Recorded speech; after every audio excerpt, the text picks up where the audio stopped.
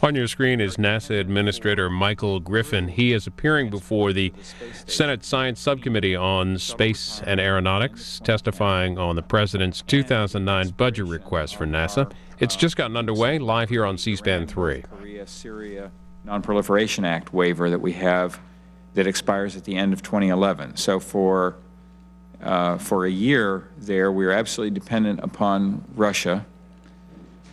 If, and I'll say if, the Congress of the United States chooses to give NASA another exemption to purchase Russian crew transport services, we will be dependent upon such service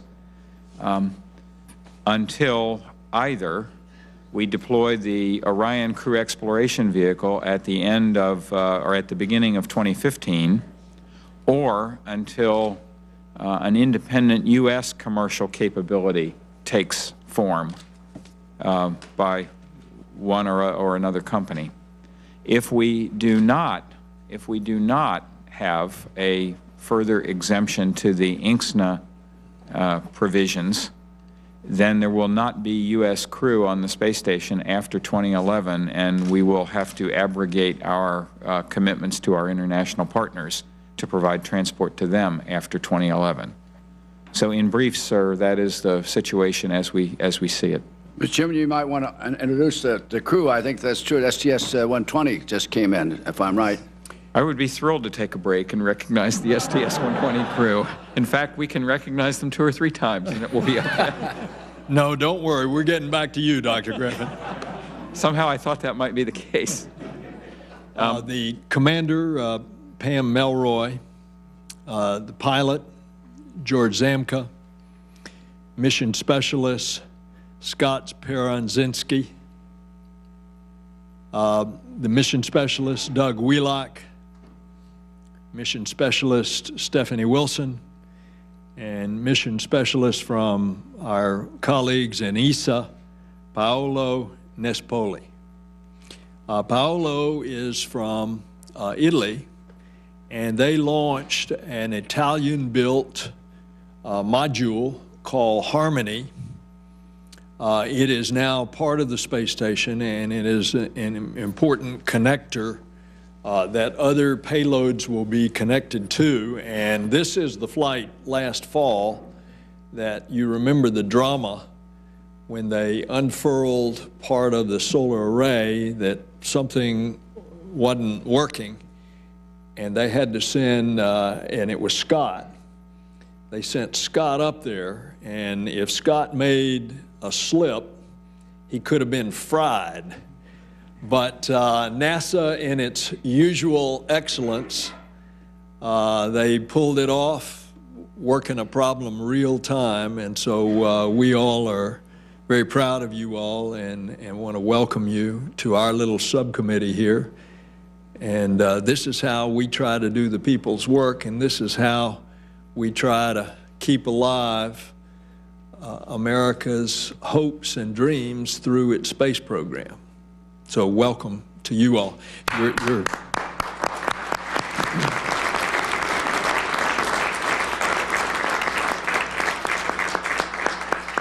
You all are welcome to just sit and observe and enjoy it until you have to go. So entirely on your own schedule, Madam CDR, whatever is your pleasure. Do you have a moment or two to wait, or do you all need to run on? Okay. Yes, indeed. Just Mr. Chairman, I think we can see why they sent Scott. He can outreach them all. Great. Great job. We all watched you very carefully. Thank you. These are the people that I'm proud to lead for the duration of my assignment as administrator, and my primary goal is to make them proud to work with me. So thanks for recognizing them, Mr. Chairman. Yes, indeed. Senator Stevens, you want to continue? Last question. Oh, absolutely. How do you plan to pay for these foreign services if we authorize you to use them? We do have money set aside in the budget to purchase crew transport services from Russia. Whether it's enough money or not, of course, depends on the outcome of negotiations that can't begin yet.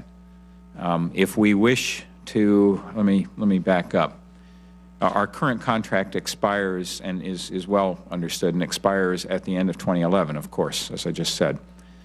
The Russian development history and production history for Soyuz is such that if we wish to fly at the beginning of 2012, we need to have a new contract in place by the spring of 2009. They have a 3-year production time, lead time for Soyuz systems. So over the course of approximately the next year, if we wish to avail ourselves of Russian crew transportation services, as opposed to decrewing or taking U.S. crew off the station, if we wish to procure Russian transportation services, we would need to, the administration would have to formulate or finish the formulation of a request to Congress for a further exemption, and then we would have to negotiate a new contract with the Russians by roughly April of '09. Could we build our own transportation in that time frame if we gave you the money? No, sir. Senator Nelson has asked me that question previously for the record, and I have responded, and the answer is no different today. Returning to that, I mean, there are always uncertainties, but with the best analysis we have, returning to that earlier answer, the technical limit at this point on deployment of a new system would be September, October of 2013. And to achieve that would require an additional $2 billion over FY9, 10, and a little bit of FY11. At the present pace, if everything goes as we expect it to go, neither better nor worse, we will deliver new capability in March of 2015, about 18 months after that. So the technical limit is fall of 2013. Our expected delivery date today is the spring of 2015. You've been very generous, Mr. Chairman. Thank you very much. Well, you are certainly welcome, and y'all can turn off the lights. We don't need any timing on this. Senator Stevens, thank you for asking that question, because naturally that's of an enormous concern to me with the Kennedy Space Center. Because if there is a 5-year gap from the time that we are launching humans into space, putting on my parochial hat for Florida, it affects a huge number of layoffs. Putting on my NASA hat, we become entirely reliant on Russian vehicles.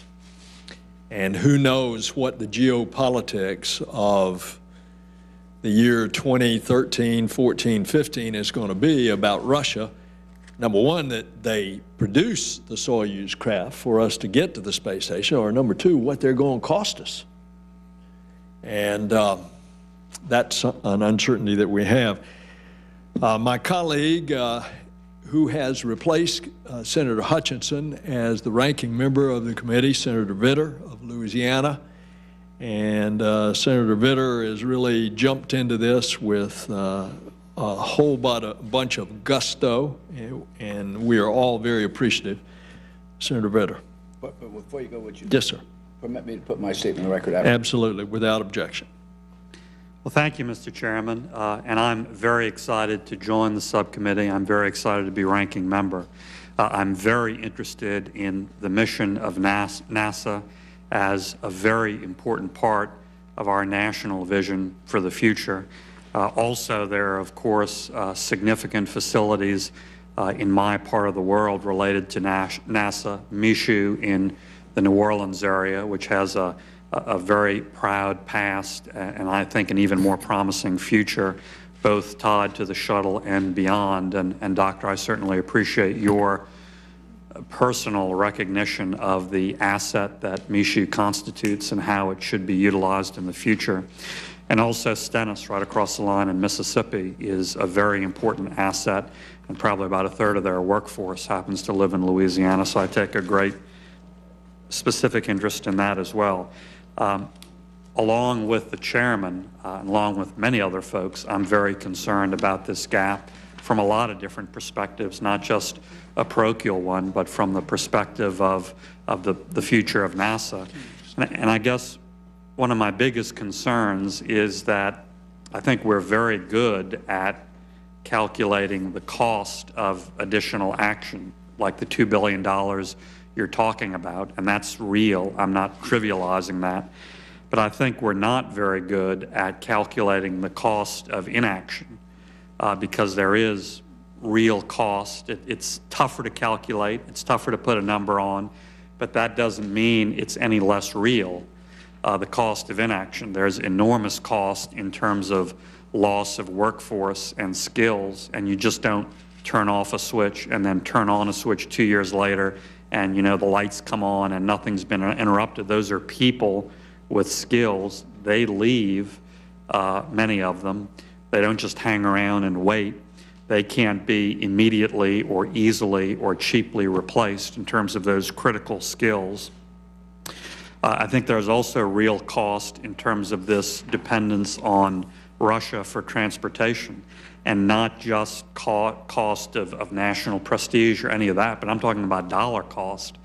And I wanted to try to explore with you some of those costs, which again are not as easy to calculate as the $2 billion, but I think are nevertheless very real. What has NASA done to sort of put pencil to paper and understand the costs of the gap in terms of loss of workforce and skills, and how we regain that on the other end of the gap? And is that cost really built into the budget in terms of the training and the skills development we're going to need if there is this same gap, if that plays out on the other end of it? Well, let me take the last part first. Our budget, in terms of bringing on board the people who are needed through and at the end of the gap, does contain the necessary funds for the people we will need.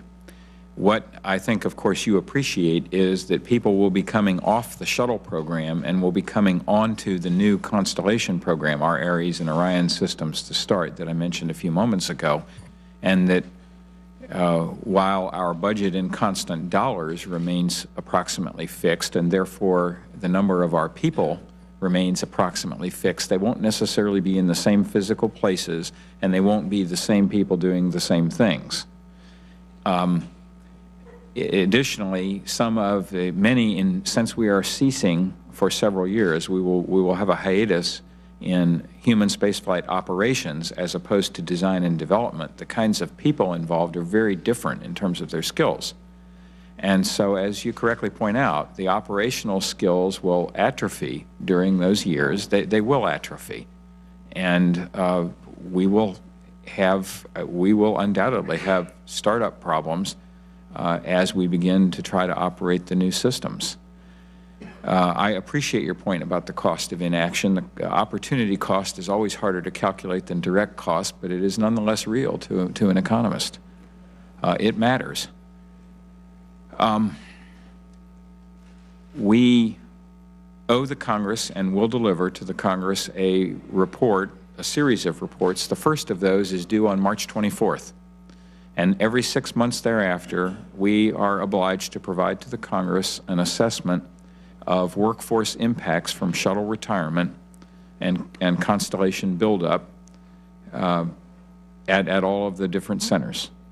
We will do that. That will be available from this date within less than a month. Preliminary figures that I could give you today are very uncertain, as will be the figures I give you in a month, and they will be updated every 6 months. But in your area of the world, Senator Vitter, in Michoud, we expect that the NASA employment, now this is not the total government employment, but the NASA employment will drop from about 1,900 today to under 600, somewhere down around 500 for a time before coming back up. At the Kennedy Space Center specifically, we will see after the shuttle retires a net reduction in contractor force of at least several thousand. And that will not come back up, at least in terms of launch processing, because of the fact that our new systems will require and should require fewer people to operate than the shuttle, which is an expensive system. We are, after all, retiring the shuttle. Our goal is to work as carefully as possible to preserve the skills that we need. We are dealing with that every day. And our goal also will be very specifically to move some new roles and missions to the Kennedy Space Center to replace the specific shuttle operations tasks which will go away and will not come back. We do not, by any means, have all the answers to these problems today. I want you to know from my heart that I take this seriously. The displacement of lives, the displacement of skills, as we wind down the shuttle program and start a new program matters to me, and it matters to my team, and we are working it. We don't have all the answers today. To follow up specifically on this atrophy of skills, you say the money is there at the other end of the gap for the people, but do you think it fully takes into account the increased cost per head, if you will, that may be involved because of the atrophy of skills and the retraining required? I take your point. I think so, but I can't know that now, and that symptom will be manifested in our ability to sustain the schedule we want to sustain. If it takes longer to get our people back up to speed than we anticipate, then we will not be able to hold our schedule, and that's how that symptom will show. Let me be clear. We have a program today which is heavily focused on operations, shuttle operations. We are, of course, not designing and building the shuttle anymore. As we reach and pass 2010, we will be out of the operations business for a while and into the design, development, test, and evaluation side of our business. We will be developing new systems. We will be spending in total the same amount of money nationwide on our workforce, but it will be different people in different places. And then as we close in on 2015 and begin to develop routine operations again, we will shift out of design, development, test, and evaluation and back into operations. So at different portions of this product life cycle, we will need different kinds of people in different kinds of places. The other cost of inaction specifically that I'm concerned about is what we end up paying to the Russians. You know, buying transportation from them isn't like buying a plane ticket in a free market where you have plenty of customers going to that airline. It's a very unique negotiation. Yes, sir. We're the only customer in sight that has the attributes that we have vis-a-vis buying what we're trying to buy from them. So it is a one-of-a-kind negotiation. It's not buying something off a shelf with a clear price fixed by the market. And I'm afraid some of our inaction, whether it's in trying to accelerate the next generation program or perhaps putting more money into COTS, dramatically increases their bargaining power, dramatically increases the price we end up paying for that next contract. And we've seen, I believe, major increases in that price we've gotten from them over several years already. We have. How do you analyze that, and is there any effort within NASA to try to estimate? I realize it's impossible to predict because it's a very unique negotiation, but to try to estimate what impact on that price our own additional expenditures could have, either in terms of accelerating our program or putting more money into COTS, et cetera. We do have an estimate for what we expect the cost of Russian Soyuz seats, if you will, to be after the current contract runs out. I'd rather not discuss that estimate here. Be happy to do that with you in private. But based on our history with Russian program, we do have such an estimate. I do not have an estimate for how that estimate might change as a result of more timely investment in our own capabilities, whether in COTS or in accelerating our own Orion and Ares program. I don't have a sensitivity estimate for you that you ask about. Wouldn't it be reasonable to develop that to understand the cost benefit of spending in terms of acceleration of our program or acceleration of COTS if there is some saving in terms of the bill from the Russians? I think it would. I'd be happy to develop that. Again, it's not something I'd like to discuss. No, I don't suggest we should publish it for obvious reasons because we have this negotiation with the Russians, but I do suggest we should develop it on our side. Sure. Of course, at one extreme, if we had by the time, if we are granted, if the administration seeks and if we are granted an exemption to INCSNA, and Senator Nelson rightly points out that we don't know what the political environment will be after 2012, but let us assume that it continues stably today. By the time we are done paying for Russian services, at one extreme, we will have expended the $2 billion I spoke of that would have been necessary to close the gap. Now, we can't go back and redo that decision because water has moved under the bridge. But between the existing contract and our anticipated expenditures in the future, we will spend in the neighborhood of $2 billion on Russian hardware. Well, again, I'd like to specifically request that sort of analysis. We will develop it for you. Confidential on our side because, you know, I don't necessarily predict this, but it's possible for me to imagine certain investments either in accelerating the timeline of our next systems or in COTS that pay for themselves or almost pay for themselves in terms of savings to the Russians. Yes, sir, I understand, and we'll develop that for you. One option might be to accelerate the award of the D phase of COTS D phase, which is the human spaceflight capability. If we believe that the present agreements are going well, that's always an option. Right. So yes, sir, I understand. Thank you. We'll get back to the record on that. Chairman. Well, chime in any time. Sure. We'll just keep this going as a conversation here. All right. Well, let me pick up right there. Yes, COTS D, which is developing a new vehicle that would have human capability. The company, SpaceX, which you've already awarded a contract to develop a cargo carrier, but they just bid to also develop a human carrier. And the extra money that you had left over because the second bidder on the original COTS contract left the scene, and so you had extra money, but you did not give it on a COTS D. But now you're raising the possibility of a COTS D, which is the human carrier to SpaceX? Well, let me clarify, sir, if I might. We don't have contracts. We have technically, and I need to be careful about this, Space Act agreements whereby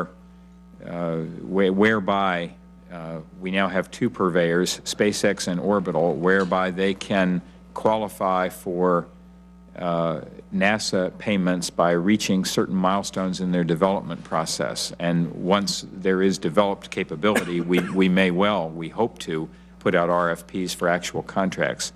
But these are other transactional authority in government procurement language, and I need to be very careful about that on the record. And these are for cargo. And the milestones that we are seeking, the A milestone is for unpressurized cargo, the B milestone is for pressurized cargo, the C milestone is for, equally important, the return of cargo from the station, processed experiments and such things, and finally the D milestone is for the delivery and return of crew. SpaceX has bid on all four milestones, A, B, C, and D, and we of course do desire to to recognize and award the easier milestones first. I think that's obvious. Orbital, the recent winner of a COTS agreement, has proposed on only the first 2 milestones. All of those are valuable things to us. I was mentioning the point in response to Senator Vitter's question that it is possible, if we are willing to take a little more risk, and this may be a time to take more risk. It is possible to recognize progress and make an earlier award of Phase D. I mean, that is something that could be considered, which I was offering as an answer to the Senator's question, without trying to be overly specific about when and under what conditions we could do it. Especially since your policy goal is to keep U.S. astronauts on the space station after you shut down the space shuttle. Yes, sir. Ergo, you have to have human capability to launch into space. Yes, sir. And without the new vehicle, Orion and Ares, coming online until 2015, unless we can accelerate that. Therefore, for 5 years, you've got to rely on a Russian vehicle, number one, of which you do not know what it cost, and number two, you do not know with absolute certainty that it is available. That is correct, sir. Both of those are correct. Well, then wouldn't it be wise for us to be planning for, number one, accelerating Ares and Orion, and/or trying to get an additional human capability? I will review with my folks the possibility of accelerating COTS within the funding that we already have available for it. With regard to our Ares and Orion program, our government vehicles, the President's budget contains the funding to deliver that capability in the spring of 2015. Now, things may go better than we expect. Sometimes that happens, or they could go worse. But that's our nominal planning date right now at 65% budgetary confidence estimate. Well, let me just throw you another. That's what the President's budget contains. I understand. Okay, now I want to give you another realistic political monkey wrench. Thank you. That is very realistic, because current law prevents NASA from purchasing flights because of ongoing Russian support to the Iranian nuclear and missile programs. So here we have a gap coming up, regardless of Russia saying, well, I'm not going to supply you the vehicle, or Russia saying, I'm going to gouge you by making it so prohibitively expensive. But now we've got another situation because of current law that says that we can't do ongoing contracts with the Russians if they are supporting the Iranian missile and nuclear program, which in fact they are. So what we've got to do is to do this kabuki dance that we've done in the past, which is get a waiver of that. Have you had conversations with the White House and OMB about that issue? Yes, sir. I'm, of course, aware of the issue, and that's why I qualified my earlier statements by saying if the administration seeks and we are granted a waiver of INCSNA law, then we would be able to purchase seats. So I am aware of that. We have initiated within the administration the discussions of which you speak with various staff offices in the White House, and we at NASA hope to bring that to a successful conclusion in the near future. We realize that the Congress needs an ample amount of time to consider our request. I don't have such a formal request available for you today. Have you had a discussion with Secretary Rice or her deputy? I have not personally. I would say that I know for certain that our folks who work interagency and intergovernmental affairs are working with the Department of State on this matter. Well, at the end of the day, it's going to be us in the Congress that are going to have to bring about this waiver. Yes, sir. And in order for us to consider this in a deliberate manner, we're going to have to receive a request from the White House by when? March the 14th of this year, of 2008.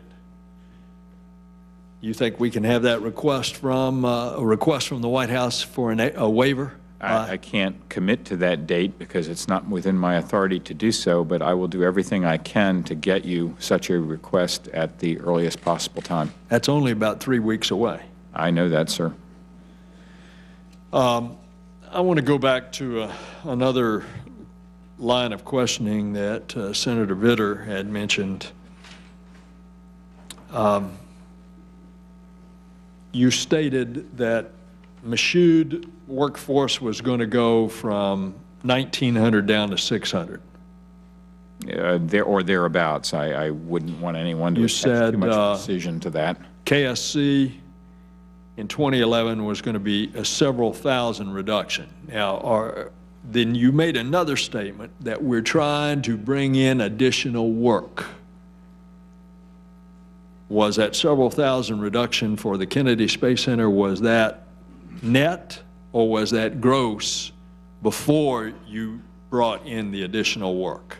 The reductions I speak of in all cases are before we have any consideration of what new work might exist there. For example, the COTS operations, if they're successful, are not factored in. Again, we will never, I hope we will never, use as many people to process our new launch vehicles as we used to process the shuttle.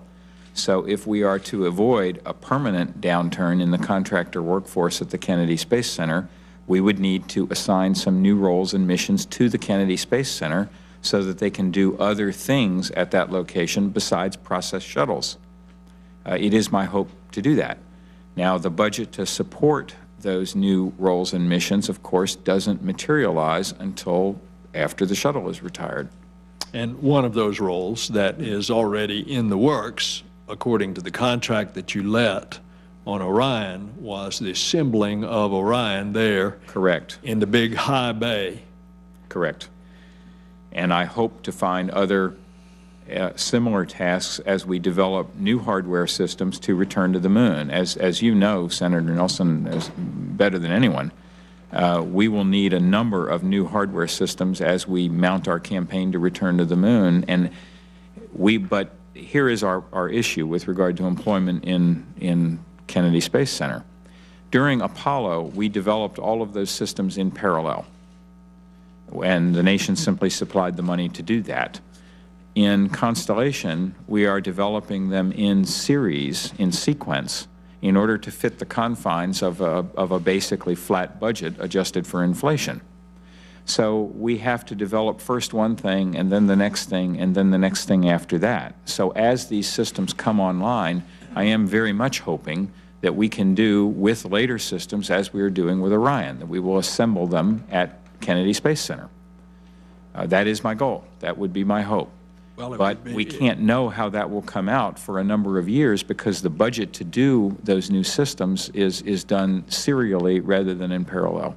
And because of that, of which I'm grateful for that, as I try to look out for this finest launch team in the world and that has an excellent corporate memory that you would not like to lose, and I'm grateful for that, but the key word is serially. Yes, sir. Yes, sir. So the moon program comes on down the line. That doesn't help us in 2011 when you're shutting down, as to use your words, several thousand. It does not. We have, I've been calling attention to this matter for 3 years now. We have reached the point where there is nothing that will, to use your words, fill in the gap. We are retiring the shuttle after 30 years, by the time it's retired after 30 years of service. we are retiring the shuttle. We are moving on to new systems. We are not immediately replacing the shuttle with those new systems. And when we do, it is a policy goal to have the new system use fewer people. So we have a gap that will open up in the contractor workforce at the Kennedy Space Center and that will not be filled. Are the other centers going to share some of the pain? Well, for example, what's going to be the reduction at Johnson? I don't have that with me at the moment. But how about at Marshall? I don't have any of that. I really don't. Well, last November, in our hearing, I had asked for the out-year projections of all the workforce levels at all of the NASA centers. That was last November. When do you think that this committee will receive that information? Absolutely by March 24th, which is the legislatively mandated date for the workforce report that we owe you center by center, and with updates every 6 months thereafter.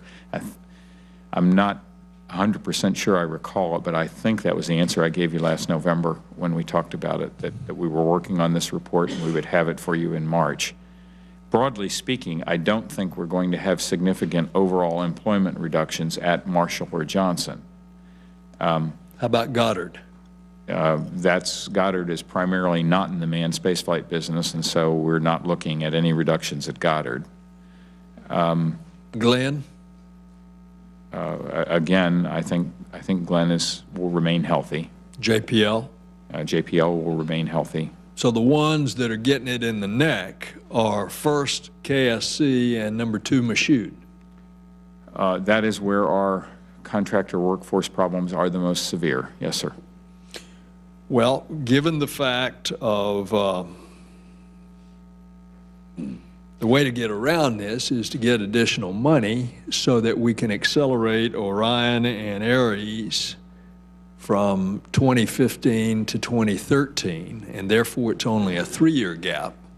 But we went through this drill last year, having gotten $1 billion extra, which was merely to repay you for the money that you had to spend on the recovery from the Columbia disaster.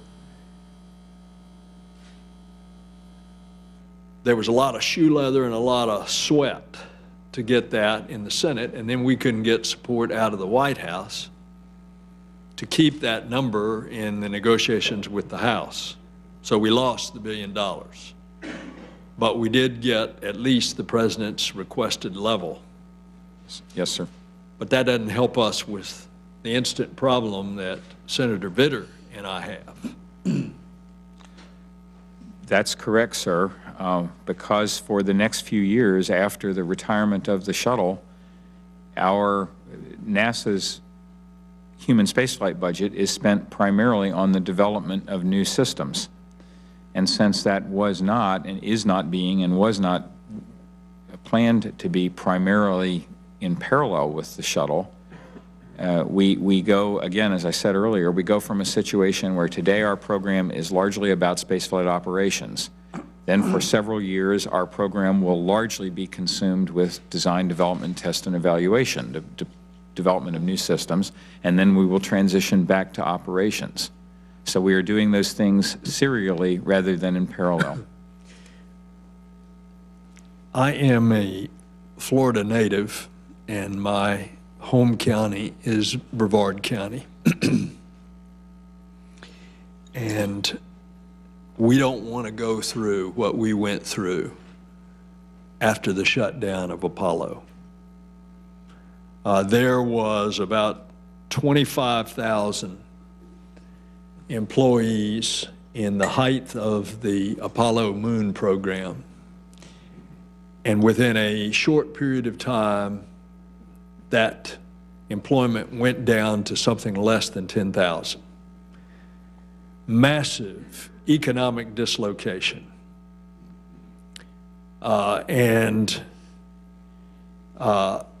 Dinks and danks to keep it going with a Skylab, and then Apollo Soyuz, and then there was a 6-year gap from Apollo-Soyuz in 1975 to 1981, the first flight of the space shuttle. And those were rough times for folks back home. Nobody wants to see that kind of economic and professional dislocation occur again. And so we have talked about this privately for some period of time, and we've talked about additional items that we could bring in. And so I would like for you to be thinking about that, and I would like also now to pick up on the previous thing that we're talking about of being totally dependent on the Russians.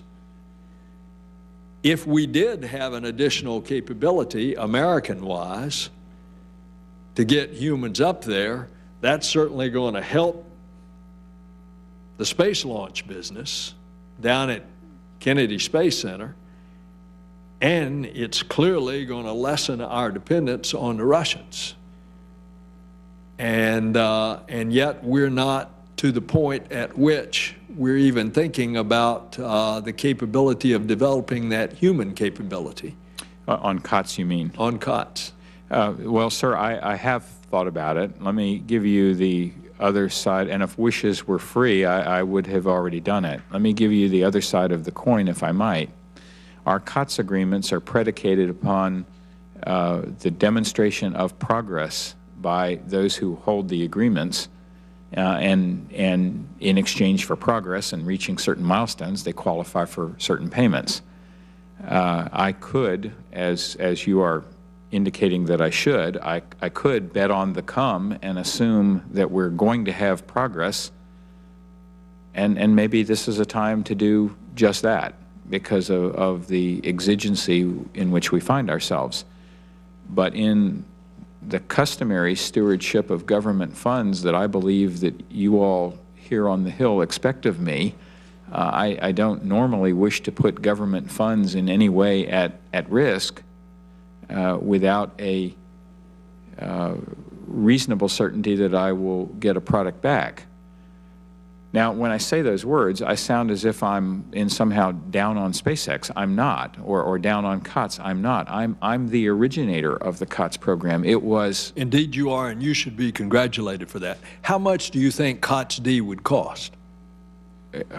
I don't have that in my head right now. I just don't. I think you'll find it to be somewhere around $300 million to start to develop that capability. So, well, of course, we don't have to put all that up at once. That's correct. So is it worth risking that as opposed to risking $2 billion later down the road on the Russians that we don't even know that that's going to work for those 5 years? I completely understand the question. We have not analytically fleshed out our options for accelerating COTS-D within the budget that we have. We have not done that, and I will do it, and I will get back to you on what our options might be to do so.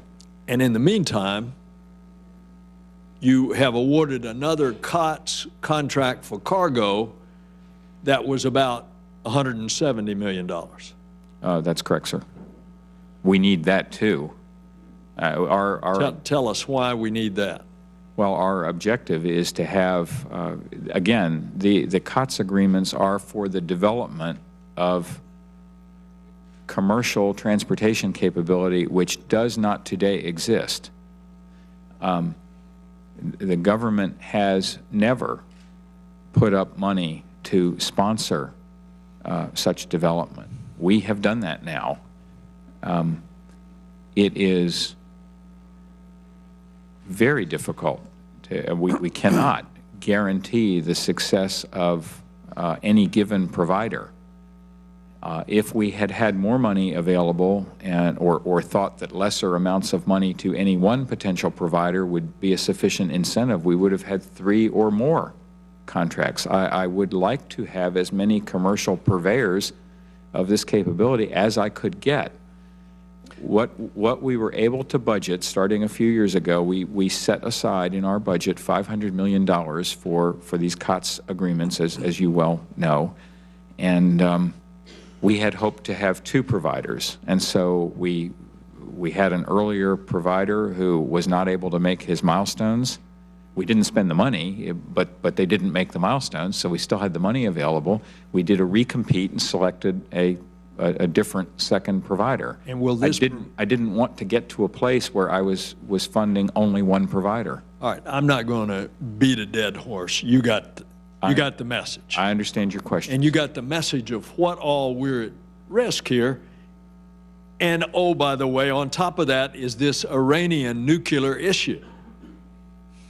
I don't know how to phrase this in such a way as to convince you that I totally understand the concern and the problem, and I share it. I share the concern. I understand the problem. Speaking of the award that you just made on COTS, for what lift cargo weight are we talking about there as compared to SpaceX? Give us a comparison of the two. They're in the same payload class, many thousands of pounds when at the end of their development cycle. Thousands of pounds, not tens of thousands of pounds. They're in the same general class. Tens of thousands of pounds? Not tens of thousands of pounds. Just thousands? Thousands of pounds. Both of them? Yes. Even with the SpaceX new rocket that they're going to launch from Complex 20 at Cape Canaveral Air Force Station? Well, Falcon 9, when developed, has a substantial payload capacity, over 10,000 pounds. But that's not the first development. They have yet to develop the Falcon 1. Yeah, but that's out in Kwajalein. They're going to take, once they develop it, they're going to strap them together when they launch from the Cape, aren't they? The Falcon 9 design is a clustered design of clustered engines, yes, sir. And its payload is how many pounds? I'll give it to you for the record. It's but you just said somewhere over 10,000. Over 10,000 pounds. Yeah. Now, my question then, to get back to it, is compare the two. If that's over 10,000 pounds, what's the payload capacity of the other one? I'm sorry. I'll get that for you. It's in the Does anybody in that front row back there know? I don't. You all just issued a contract to them and you don't know what the payload capacity is? No, sir. We know what it is. We have it. I just don't have it in my head. I'm sorry.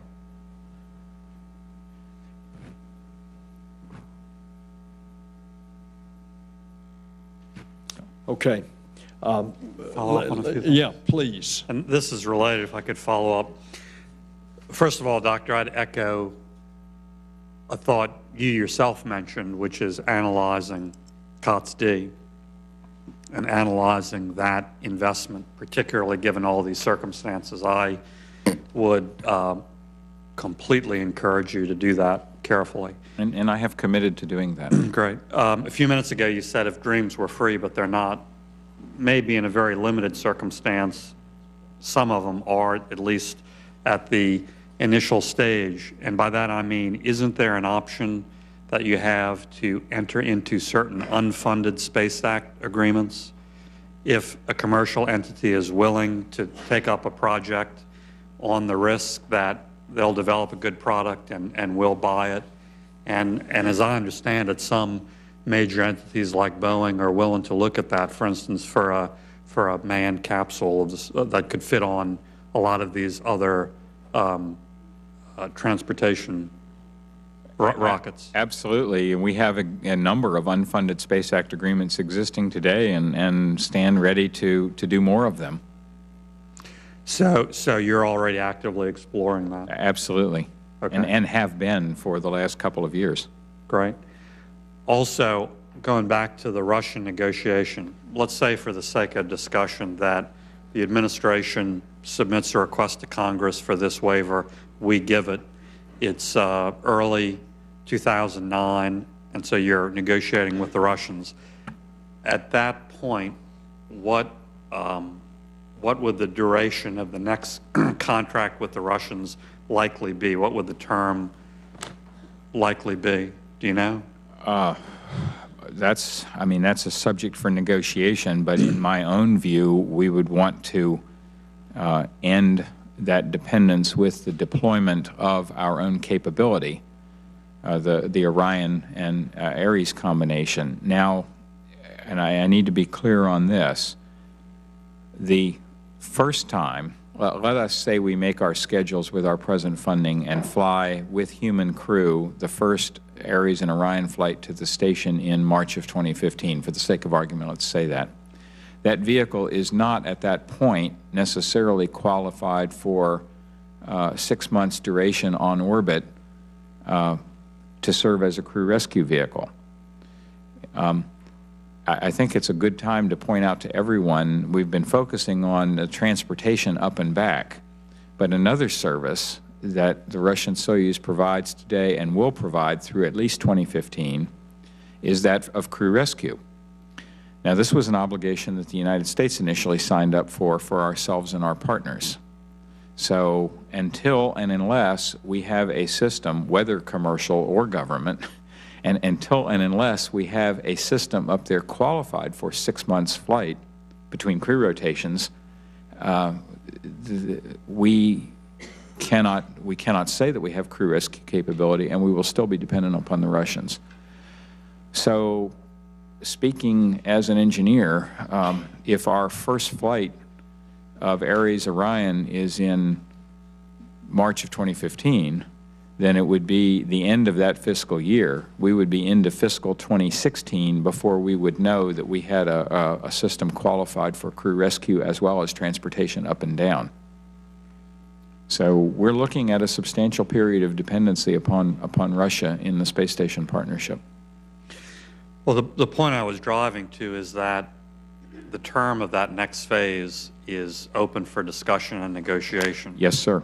And therefore, clearly, if we would do something in addition with either accelerating the NASA program or funding COTS-D or accelerating COTS, any of that, that can clearly have an impact on that Russian contract. Absolutely. And so again, just to restate the obvious, I'd really like for y'all to develop a comparison of those costs and benefits, costs and savings, because it certainly seems like there could be substantial savings in terms of payments to the Russians for certain actions we take. Yes, sir. I agree. Thank you. By the way, on our last conversation about the difference between the two COTS contracts, is there not another difference in that SpaceX has the capability of bringing down cargo in their contract, and the most recent contract does not have that capability of bringing down cargo? That's correct, sir. The recent agreement that we concluded with Orbital includes up cargo, pressurized and unpressurized only, and their proposal did not offer down cargo or human transportation. And if you have a international space station, you want to bring down experiments as well as take them up? We do. I would just add as a backdrop to this whole discussion with regard to Russia that they're just getting ready to have an election in Russia. And it's not exactly the kind of election that we're accustomed to here, because the president is inserting his own person as the new president in order to comply with the Constitution. But it's an open secret that he is going to be the prime minister, and therefore the real power will continue in the hands of Vladimir Putin. And we know also that Russia has been buying up all the pipelines that feed gas and oil to Europe. And so he is going to be in a very significant position to yank a bunch of chains of a bunch of people. And I just don't think that that's a good position for the United States to be in, where he's got a major chain to yank. Now, speaking of that, we've got a station, we've spent billions, tens of billions of dollars. We want to do scientific research on it. What are NASA's plans for the station beyond the year 2016?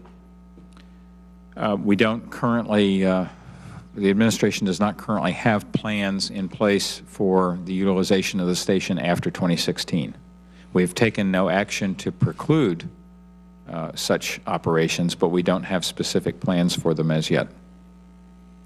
Well, one of the reasons for having the space station was not only scientific research and spending lots of American taxpayer money, as well as other nations' monies, but it was also to encourage private sector partners to make investment in research projects.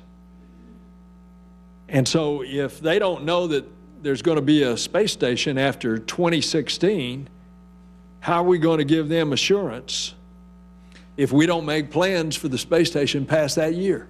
I understand, sir. I will say again, I mean, certainly, yeah, well, this is a personal opinion. I do not believe that the Congress which is sitting at that time or an administration which is in place at that time would shut down a perfectly good space station. I just don't believe that. That doesn't seem to me to be a realistic possibility. But this is 2008, and what we're doing is planning for the next 5 years at most, and most of my emphasis is on the next couple of years. We're not at the moment planning for 2016 and thereafter. So you don't think there are any steps that we need to take now in order to operate beyond 2016? There's nothing that we need to do in a budgetary sense this year that affects what we do in 2016. Now, as the next year or so approaches, and we start to work up our current budget horizon, of course, the President's submission goes from fiscal 9 to fiscal 13. As we go to the next budgetary submission and the one after that, we do begin to have items which we will need to pay attention to in order to continue sustaining the station. But this year, that's not an issue. Well, no doubt you're clear that you want the station to operate beyond 2016. I do, and of course I will not be the administrator at that time, and there will be several changes of congressional sessions and several administrations between now and then. The point I was making earlier, sir, was that if the space station, after having been the result of tens of billions of dollars worth of development, is still working fine in 2016, I personally consider it unlikely that this Congress or any administration would shut it down. Well, I do too. I agree with you, assuming we have access there is that to the International Space Station. But assuming all of that, let me ask you this. Don't we have to plan ahead of time for recertification to extend the service life? And what would that recertification entail, and when should we start it? I don't know that I would call it recertification. We certainly, in the next few years, will have a chance, as we are doing now, we will have a chance to observe how the individual components and pieces on the space station are wearing out, and how they break and why they break, and what equipment needs to be put up, and what equipment is lasting longer than expected. So we will have an opportunity to accumulate maintenance data, if you will, on the station. And that will influence, without question, that will influence what we decide to do and how we decide to do it in the out years to sustain the facility. I mean, when it is completed, you will have here, sir, a facility that weighs almost, 900,000 pounds, just shy of 1 million pounds on orbit. And the recertifying that, it will need care. And for the extension of its life is going to cost some money. So as we get around to budgeting for that, we've got to put that in there.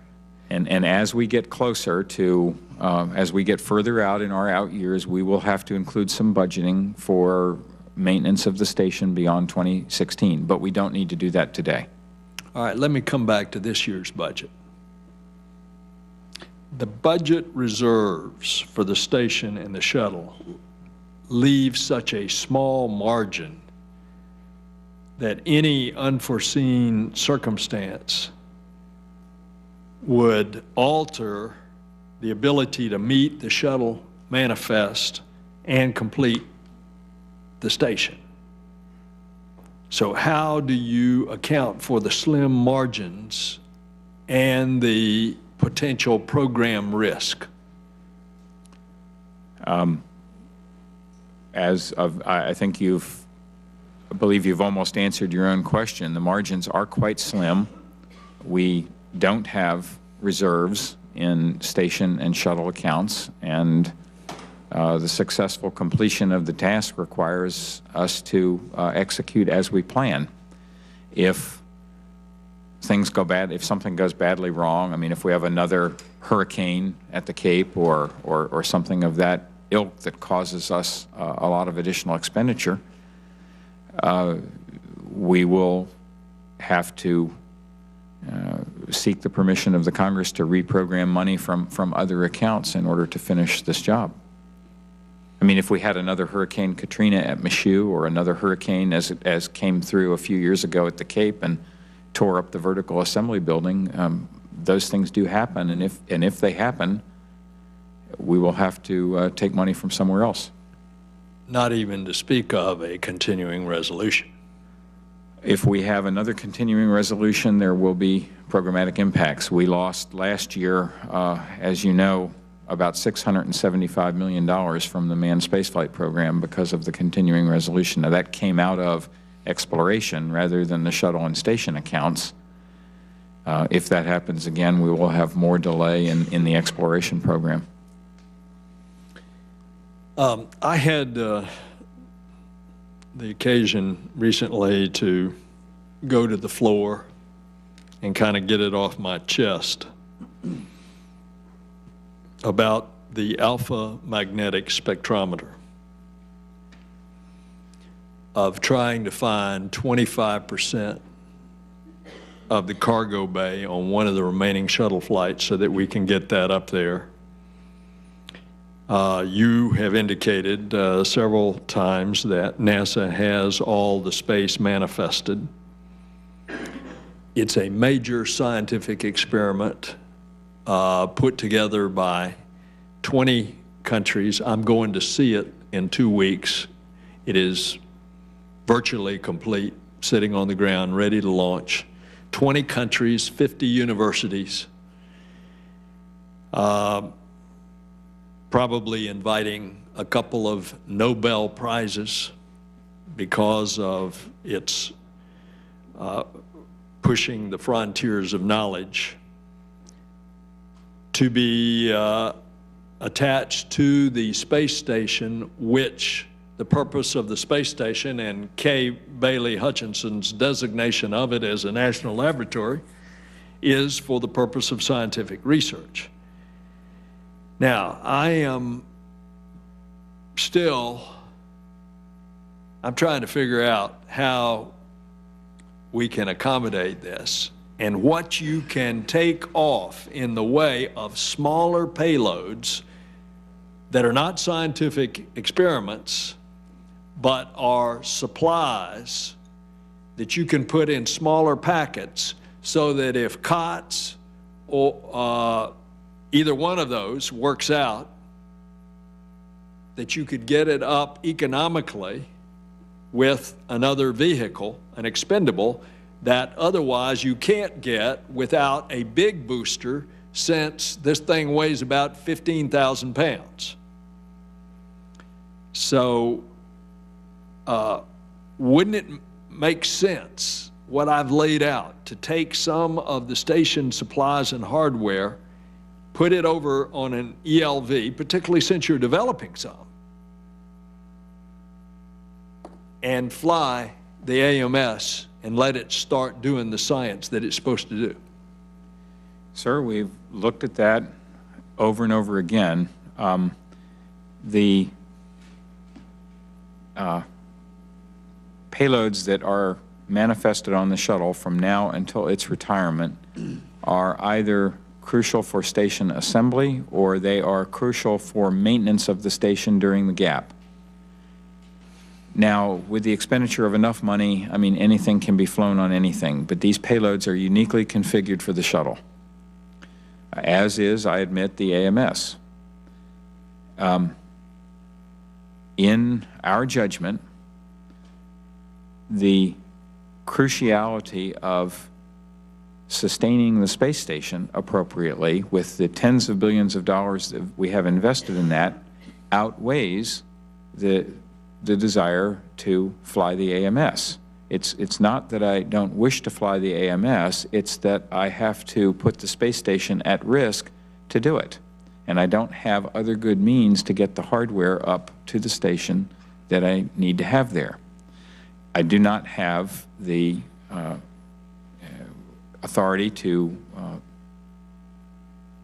add another shuttle flight to the manifest. So I'm out of options. Well, I think you have I'm out of options. I don't think you are out of options, and this is what I want to suggest. You have some very smart people that work for you throughout this NASA network we know as a NASA family. And what some of these smart people have suggested is that unpressurized logistic flights for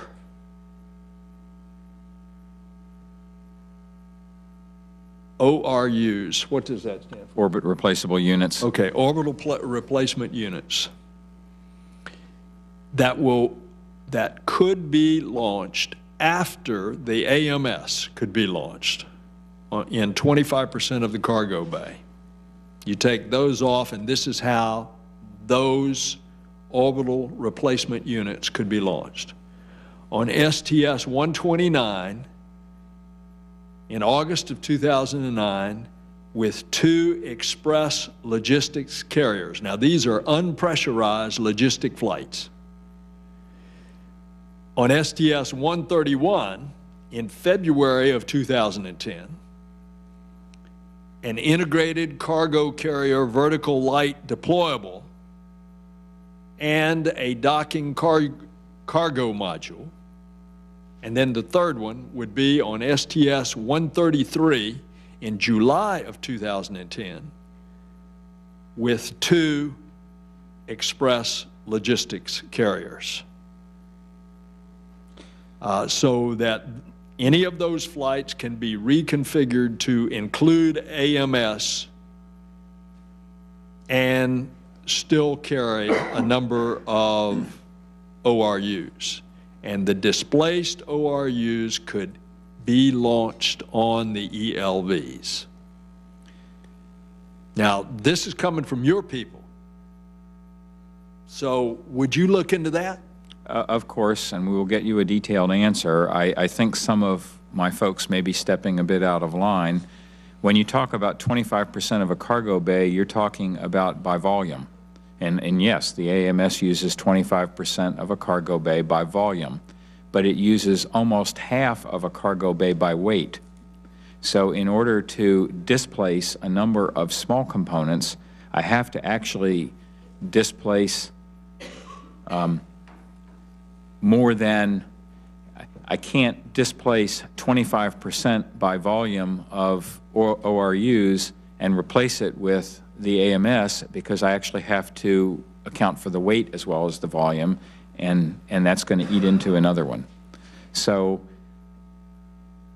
the manifesting challenges for what is on the space shuttle today are not trivial, and everything that's on there is on there as a result of a very severe winnowing process. But I understand your question. I will not be cavalier with it. I will take it for the record, and we will give you a detailed answer as to how as to how we might manifest these other things, if it is possible, on other flights. But we have looked at that. Well, I'm sure you have, but again, this is coming from your very smart people. Everything is easy. Let that ingenuity bubble up. Let that creativity bubble up. Now, I want to give you 2 examples. And this isn't my thinking. this is folks that are these creative geniuses. One flight would be reconfigured to include the AMS and an ICC VLD, which is the Integrated Cargo Carrier Vertical Light Deployable. This would allow the space shuttle to launch 8,800 pounds of ORUs plus the ICC VLD to the space station on the same flight as the AMS. That's one example. Second example is reconfigure one of the existing flights to include AMS and an express logistics carrier. The ELC would have to be loaded only with ORUs that do not require power in the shuttle. Now, if you'll take that as creativity and see if it's possible. I of course, will do that. I would remind you that everything is easy for those people that don't have to do it. We have explored these questions throughout NASA over and over again, and we've not been able to converge it, but I will try again. My rejoinder to you is you lead the agency that is capable of miracles.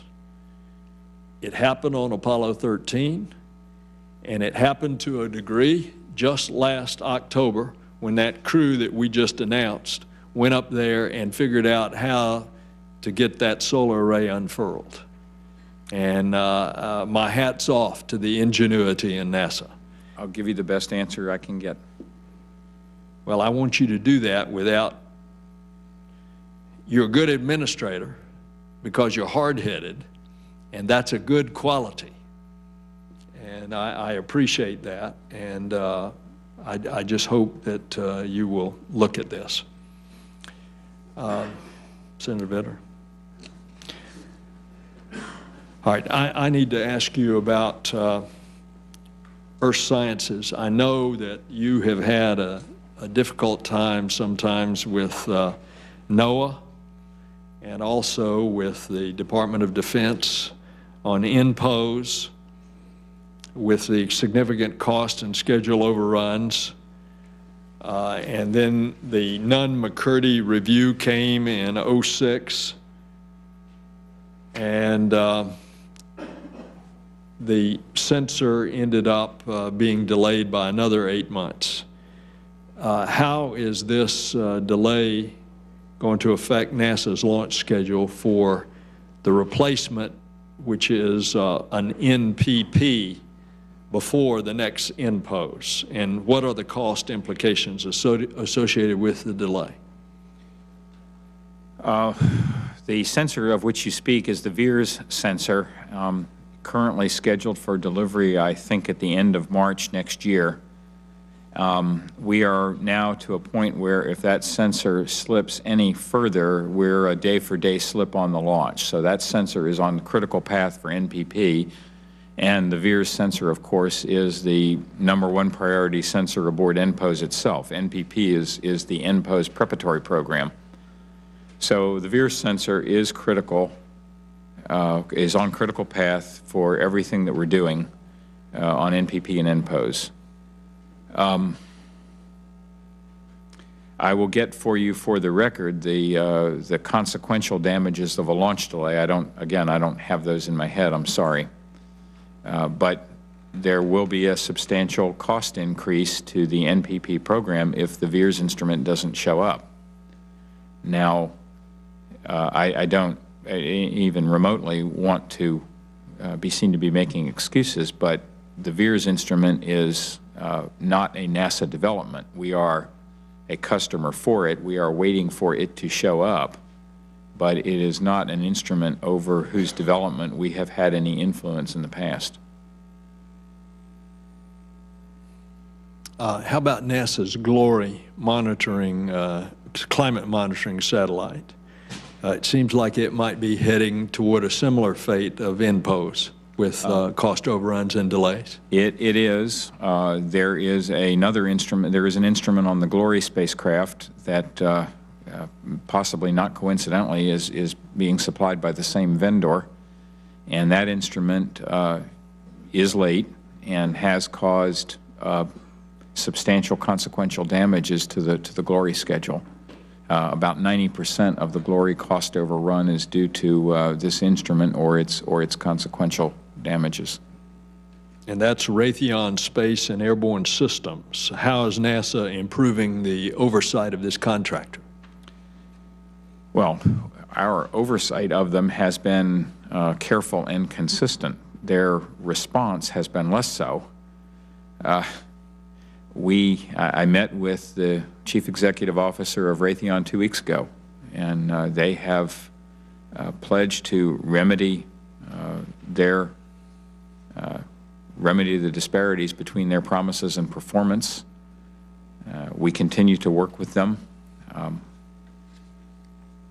At this point, I really don't have other positive options to offer you.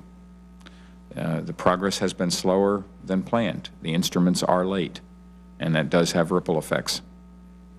And so since it's rippled far over budget, there's no way of getting this program back on cost and on schedule? At this point, no. The best we can do is to contain the damage and make as much progress toward the launch date as we can.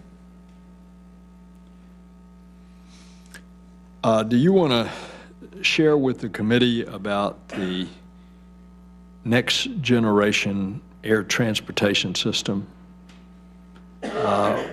What R&D projects does NASA currently have underway that will support this?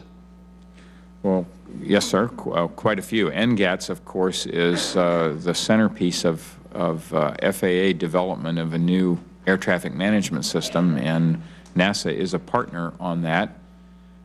We are conducting research on statistical air traffic management to improve the traffic density that we can safely fly. We're conducting research on higher efficiency engines, lower noise, lower emission engines, aircraft configurations that are more efficient. We're doing a host of activities in support of the FAA and in collaboration with the FAA on NGATS, and we are meeting our budgetary commitments to the FAA for it.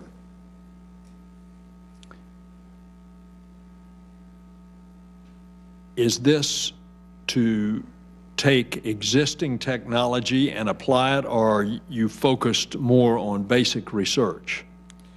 For NASA, we focus more on basic research. We're not, in our aeronautics program, we're not primarily in the business of taking existing technology and applying it. Has NASA completed an MOU with the Joint Program Office that outlines the agency's role in this next generation effort? I don't know that we have. I can check on that for you. We certainly have a good relationship with the FAA and the JPDO, but whether the MOU is signed or not, I don't know. Is this reflected in whatever that arrangement is? Is it reflected in the 2009 budget that you have? The 2009 budget and the out year's budget for aeronautics fully supports our commitments to the FAA on NGATS. That has been a priority for me. Do you have anything else? Okay. Anybody have anything?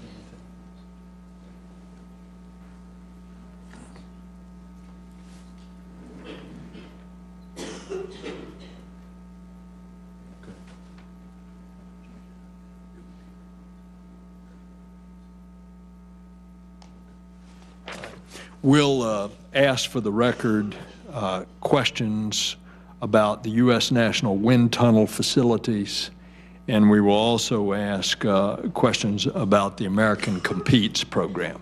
Okay. And I will answer as expeditiously as possible. Okay. I don't want any misunderstanding in the term that I used earlier, hard-headed, because I used that and I explained as an attribute of admiral quality that you as an administrator have and have to have So I just want to make sure that was not in any way meant by me as a derisive term, rather an admirable term. And what I am trying to get out is that this agency has so much creativity. If there's a chance of solving this problem with the alpha magnetic spectrometer, it's well worth it for us to look at different things. Well, sir, I took no offense, and I do agree. I think there seems to be among your staff a perception that I don't want to fly the AMS. In fact, that's false. I do want to fly the AMS. I yield to none in my belief that the United States should keep its international commitments made to international partners. I've said that on the record multiple times, and I mean it.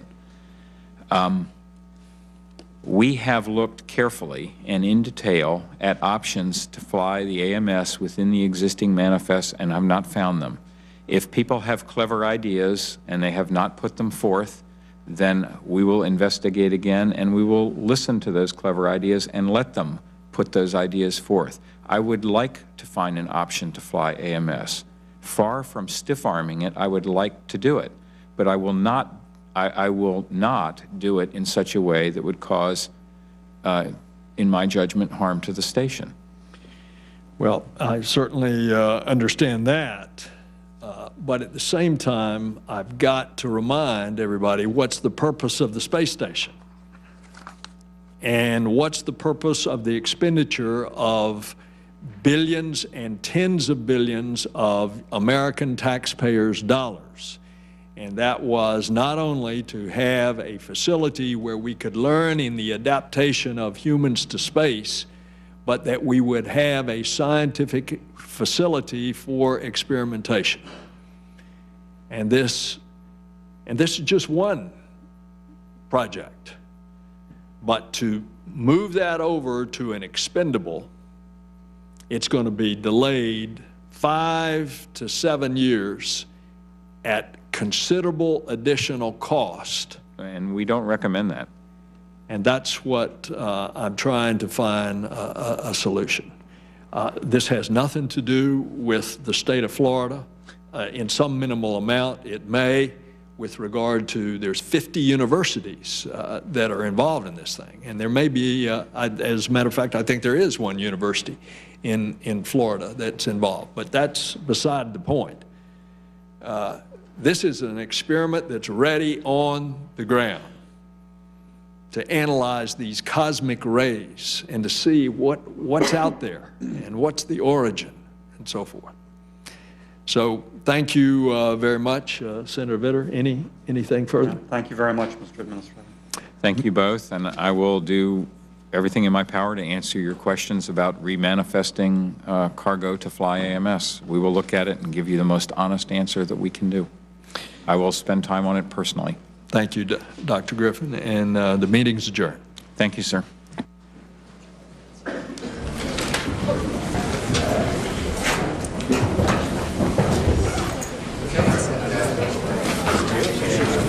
Yeah, I think I